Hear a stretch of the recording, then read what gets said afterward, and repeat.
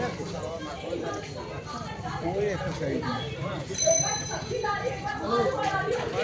पैसे भी मेरे भाई से मैंने एग्री करवाया, मैं आपको लोन के पैसे भी दूंगी, आगे मैं उसको रेंट पे लगा सकती हूँ या फिर खुद भी मैं काम करूँ तो मुझे कुछ रखने का जगह मिलेगा। मुझे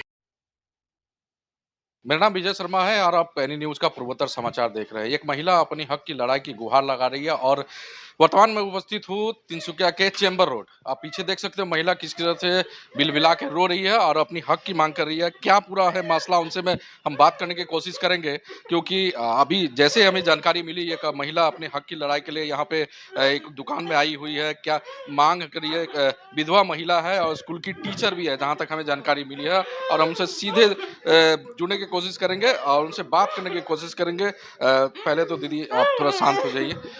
क्या है पूरा मसला थोड़ा हमें बताइए, क्योंकि इसके विषय में हमें कुछ जानकारी नहीं है।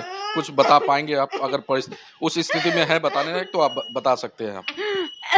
भैया, एक विधवा औरत को जीने का हक है कि नहीं है, पहले आप मुझे ये बताइए। अगर मैं विधवा हुई हूँ तो मैं जीऊँ या मर जाऊं, जीने का हक है ना। मेरी आज जो ये लड़ाई है मैं अपने पति के हक के लिए कर रही हूँ।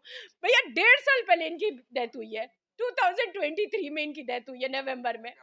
प्रभात प्रसाद, उन लोग के 3 भाई थे, ठीक है। प्रदीप प्रसाद, प्रकाश प्रसाद, मेरे हस्बैंड का नाम है प्रभात प्रसाद।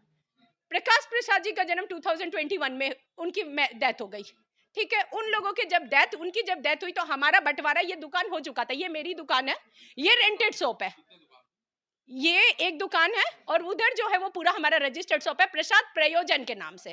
2000 से पहले तक तीनों भाई के नाम से वो दुकान चल रहा था। प्रसाद प्रयोजन आलू प्याज का दुकान है, ये भी मेरा ही, ये तीनों एक साथ सब था।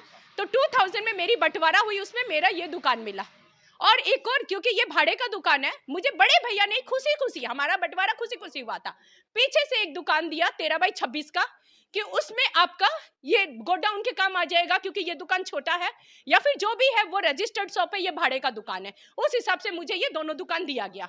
लेकिन 2000 से 23 तक मेरे हस्बैंड को उस दुकान की पोजीशन नहीं मिली। प्रदीप प्रसाद जी ने पोजीशन नहीं दिया कि देंगे देंगे देंगे देंगे। मेरे हस्बैंड जुलाई में 2023 में बीमार पड़े। अचानक से मैं जब ले गई उनको मुंबई, उनको पता चला कि कैंसर है। मेरे पास पैसे नहीं थे कि उनको इलाज में कहां से कराऊं। मैंने घर बेच दिया, प्रदीप जी को ही बेचा, क्योंकि इलाज के लिए मुझे पैसे चाहिए। मैं बोली किसी से मैं मांगूंगी, कोई पैसे नहीं देगा। मैं घर की जगह, मेरे पास दुकान है, मैं कमा लूंगी, मैं भाड़े पे घर ले लूंगी। पहले मैं सोची हस्बैंड ठीक हो जाएंगे, मैं कुछ भी कर लूंगी। हम लोगों ने घर बेचा, उनसे धीरे धीरे करके पैसा लिया। जब जब जरूरत पड़ा 5 महीने के अंदर कुछ कुछ लिया। लेकिन हस्बैंड की अचानक से डेथ, जबकि डॉक्टर बोल रहा था ठीक हो रहा है, लेकिन अचानक एंटीबायोटिक दवाई देने के कारण उनकी हालत खराब हो गई। एक दिन के अंदर उनकी डेथ हो गई। तो 2023 में 13 नवंबर को मेरे हस्बैंड की डेथ हो गई।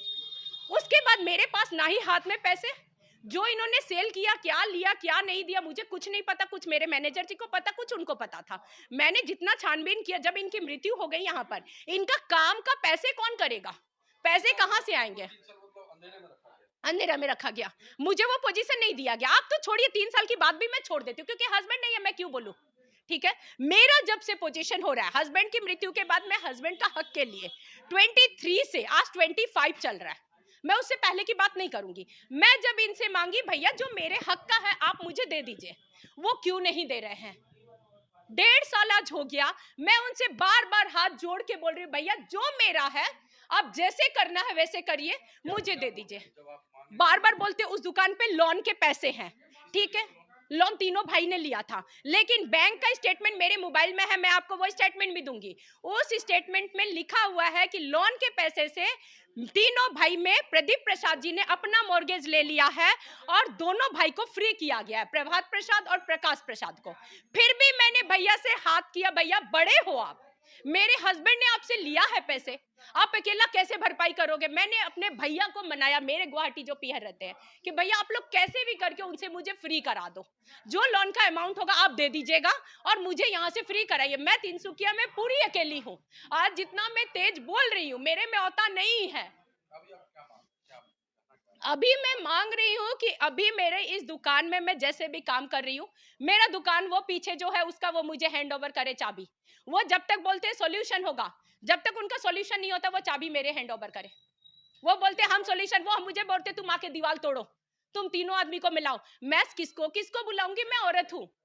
कुछ भी करना है, हर जगह पेपर भी लीगल है, या जो भी बनाना था बोलते थे तुम बनाओ। ये फिलहाल दुकान में कौन बैठता है? मैं बैठती हूँ, आप खुद चलाते मैं स्कूल से आती हूँ, मैं हैं? मेरे आपको मेरे आपको मैनेजर आपको जी है, इग्नोर नहीं किया गया। नाम मेरे रजिस्टर्ड नहीं किया गया। मेरा जब तक ये है राम ब्रिज प्रसाद, मेरे ससुर जी एंड सन्स, ठीक है, वो मेरे हस्बैंड जब से बंटवारा हुआ तब से बोल रहे हमारा नाम रजिस्टर्ड कर दो, नहीं किए। मैं बोल रही हूँ मेरे नाम रजिस्टर्ड कर दीजिए, नहीं कर रहे हैं। वो दुकान हैंडओवर नहीं कर रहे। आज मैं विधवा औरत स्कूल में पढ़ाती हूँ, दुकान आके इसी टेबल पे मैं बच्चों को पढ़ाती हूँ, मैं दुकान में लोकल पेटीज बेचती हूँ, जो भी मुझे मिलता है। हम 2 जन को चलाना है, हमारे मैनेजर को भी देखना है, मैनेजर जी को, और मुझे भी देखना है। मेरा मांग है ये दुकान मेरे नाम ट्रांसफर करे और वो दुकान मुझे चाबी दे। अब वो बोल रहे ये दुकान तो माँ का है, मैं तुम्हें नहीं दूंगा। अब बताइए, जो बंटवारा हो चुका, बार बार मैं उनके कहने पर मैं बंटवारा करूं? मांगना नहीं पड़ा है, आज मैं रिक्वेस्ट कर रही हूं, अब मुझे नहीं हो रहा है। क्यों बदनाम करेंगे एक विधवा औरत को? किसी से भी बात करो तो वो ये कर रही है, वो कर रही है। का इंसाफ है? मुझे सिर्फ तो मेरे पति का निश्चित हक तौर पे आपने चाहिए। देखा अपने पति के हक के लिए किस तरह से एक महिला निकल के आई है और जो हक की मांग है, जहाँ तक हमने भी खबर लगाई है, ये महिला कई दिनों से लगातार कई महीनों से अपने हक की मांग कर रही है, लेकिन इनके परिवार वाले इनके हक देने की सहमति नहीं जता रहे। इसके बदौलत आज ये परिस्थिति हुई है और महिला चीख चीख के चिल्ला रही है जो उनका हक उनको मिले, क्योंकि उनका भी परिवार है। एक विधवा महिला आग्रह कर रही है जो उनका हक उनको मिले। आप देख सकते तस्वीर, कभी विचलित भी कर देंगे आप तस्वीर, क्योंकि जिस तरह से अब आपने कहानी सुना, जिस तरह से महिला ने अपना हाल बताया, तो इससे आप अंदाज़ा लगा सकते हैं कितनी तकलीफ में है ये महिला। तो हम लगातार कोशिश करते रहेंगे जी, इस खबर को हम लगातार अपडेट करते रहें और ये सरकार तक भी पहुंचाने की हम कोशिश करते रहेंगे।